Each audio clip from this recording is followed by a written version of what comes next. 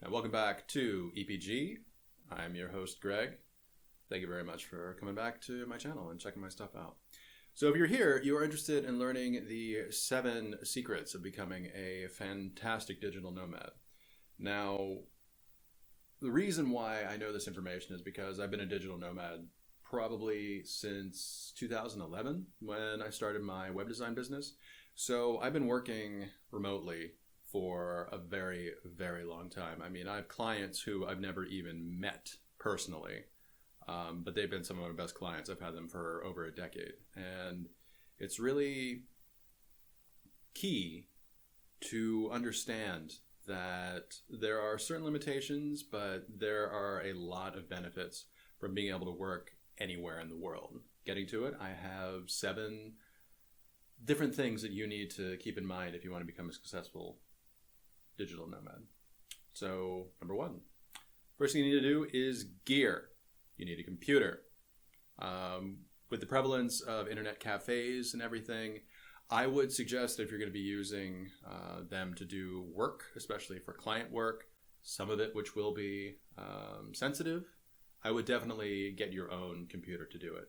Now, everyone's like, what's the difference? Should I take a Mac? Should I get a PC? It really depends on your preference, but just know that if something goes on and you happen to have a Mac, unless you're anywhere really outside of Asia, they are going to be incredibly expensive, much more so than the United States because of tariffs and taxes and all of that.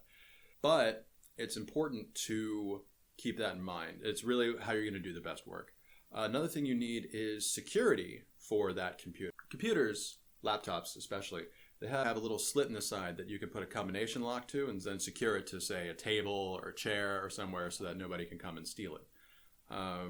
That's very important. Number 2, you need to bring a spare charger with you because, again, anywhere outside of the US, some parts of Asia, it's going to be hard to find a charger when you're in Cambodia. But just bring a spare charger with you because it's important to make sure that all your devices are charged.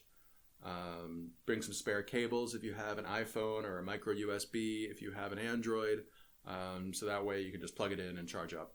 Another thing that you need to do is make sure that you bring an adapter you can bring with you that fits any one of the outlets. And it's really important to understand too is that you do not need a voltage adapter because that could start a fire. And basically any machine that you have, whether it's Mac or PC, the charging cables that come with it can handle different voltages. So the United States is on one set of voltage, and the rest of the world, they have different voltages, basically everywhere you go, as well as different plugs. So it's important to get something that works in multiple places, especially if you plan on traveling a lot. If you plan on staying in one place for a long time, whether it be Europe or Asia, you can just get a single charger, or you can get a single adapter that just fits on the end of your charger, and you have that. But if you're going to be doing a lot of traveling, it's important to get one that has multiple different prongs for the different chargers that you have. So the second part about being a successful digital nomad is being able to get paid. Because if you can't get paid, it is going to be very difficult to enjoy yourself when you are living abroad. And there are a variety of ways to do it. First thing you need to do is that if you are an American, you need to get a bank account in the United States.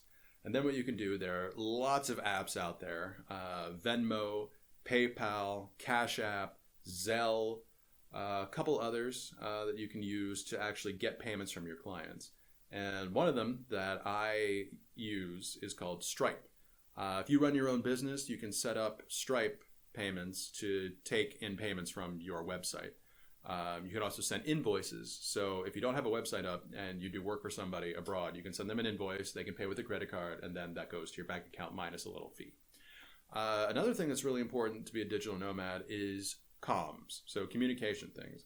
If you happen to have an iPhone, what you can do in order to talk to people who also have an iPhone, you can use something called FaceTime audio, which comes standard. So instead of it being an image like you usually have with FaceTime, you can just do audio. And that's how I was able to stay in touch with not only a lot of my clients while I was traveling, but also my family without any really international fees. Another thing that you can do, if you happen to have an Android or you have people that don't use iPhones, is that you can get something called Google Voice, which comes free with Google. and you just set up an email account through Gmail or a Google account, however you want to say it. And then you get a Google Voice number, and then that gives you a number that can be called anywhere in the United States. And then if you have the app on your phone, call just comes up. And that's really important too, because you can call using Wi-Fi, and you can call basically any American number, even 800 numbers. And I had to do that a few times because there were some issues that were happening with, various companies back in the United States that I needed to talk to. It's also a great way to make international calls because Google has set up a program where you can use Google Voice to actually call numbers internationally. It's a small fee, and it gives you access to numbers anywhere in the world. So it also depends on where you're calling from. If it's a place that has more cellular data and cellular traffic, it'll be cheaper. Places that don't really have that much, it'll be a little bit more expensive. But I mean, they change it all the time, so I would go to Google and see what their rates are. And it was really helpful for me because when I was in Mexico, I ordered a pizza and the pizza didn't come. And so I purchased some credits on Google Voice, and I was actually able to call the pizzeria and find out why my pizza was 4 hours late. And then they sent one, really quickly. I would not have been able to do that as easily and as cheaply if I, was doing it any other way. Another thing that's important for being a digital nomad is you need to have something called a virtual private network.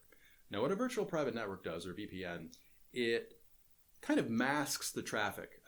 If you're accessing the internet in the United States, you get something called an IP address, which basically localizes you to a particular location at a particular place. So that way, the internet knows where to send information. What you can do with a VPN is you can mimic traffic that comes from the United States no matter where you are in the world.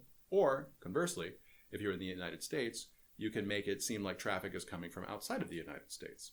Now, this is important because if you need to access things like your bank and, some other websites out there that need to have an American point of access, then a VPN is essential, especially for banking in the US. Now, the thing is, too, is that you need to keep this in mind when you're accessing a VPN, is that if you are abroad and you are trying to access an American website using an American VPN, sometimes they will block that traffic. And it's important to kind of give it a test run before you go. For example, I needed to access a bunch of real estate websites in the US, and when I was trying to access it through a VPN, they flagged it, and I was not able to access those sites. I should have tested it before I left. One of the other important things about being a digital nomad is that you need to have a backup. If you're using a backup, you can do something like iCloud if you are using a Mac, or you can go through a third-party kind of cloud storage service. When I was traveling, I used something called Digu, and it was very important that I did because even though I was incredibly secure, always locked up my things, always put them in a locker, I had 2 computers and 1 cell phone stolen from my hostel when I was in Argentina. And it would have been incredibly bad for me in a business sense if I did not back up my data and also all my photos. Unfortunately, and this is kind of sad, I didn't back up some voicemails from my deceased grandfather. And yeah, so I just chalked it up to a loss. But yeah, no, everything else was backed up. None of my clients knew the better that, my entire computer was stolen. And also, another good thing, too, is if you are using Find My Phone or Find My Mac or any other types of resources like that, is that you can turn this stuff into bricks. So thankfully, I was able to turn both laptops into bricks as well as my phone. Another thing that's important, and this is one of the more key things about being a digital nomad, is that you need to learn how to say no. So if somebody comes up to me and I'm in a hostel and says, "Hey, Greg, we need somebody to come judge, the bikini contest at the hostel," I need to say no if I have a deadline. "Oh, my buddy just got a catamaran and he wants to take us around, all the Croatian islands." If I have a deadline, I need to say no. "Oh, the king of Thailand, is having this great dinner for this new festival and we got invited to sit at his table." If I had a deadline, I needed to say no. Discipline is your lifeline. Discipline will allow you to live this lifestyle. And discipline will make sure not only you get your work done, but you get paid. And finally, the last step to becoming a successful digital nomad is this. But first, please take a moment to like and subscribe my channel so I can bring you more quality content. Thank you. So the last step to becoming a successful digital nomad is this. You need to find a job or a business that will allow you to do it. Especially with COVID, with a lot of people working outside of the office from home, there's a lot of leeway that was given. I know there are a lot of businesses that would like people to come back to the office in order for them to, kind of, I don't know.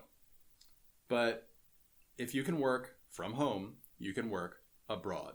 The thing is that you also need to remember, have discipline, and that sometimes tasks will need to be done in the middle of the night. I needed to do this a lot of times, and so you need to keep that in mind. Now, the difference between a job and a business is that if you have a business, you can basically set your own hours and do whatever needs to be done. I talk to a lot of my clients only through email, and when ones needed that personal touch of the call, I arranged a time to call them, found a quiet place in the hostel or a hotel, wherever I was staying, and we had our little conversation, whatever needed to happen. So again, these are the 7 tips on how to become a successful digital nomad. I hope you appreciate them. I hope you enjoy them. But most importantly, I hope you use them. Get out there, see the world. Thank you for your time.